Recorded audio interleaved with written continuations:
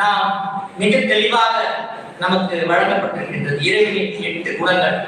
திருவள்ளுவர் இறைவனுக்குரிய அந்த 8 குணங்களையும் கருத்தில் கொண்டு இறைவனை என் குணத்தான் என்று போற்றுகின்றார்.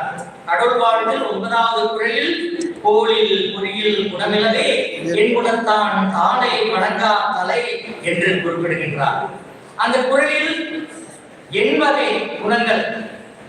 இறைவன் தன்மைத்தனாக இருக்கின்றான். அதாவது எப்பொருளின் சார்பின்றி என்றும் சுதந்திரமாய் இருப்பவர்.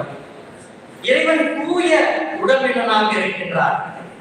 இறைவன் உயிர்கள் பொருட்டு ஐந்தொழில் ஆற்றும் போதும் பக்குவம் பெற்ற உயிர்களுக்கு அருளும் பொருட்டும் எந்தருளும் போதும் உடல் கொள்கின்றார். இயற்கை அறிவினாக 3வது குணமாக இருக்கின்றார். இறைவன் இயல்பாகவே அறிவுடையவர். பிற பொருள்களாலும் பிற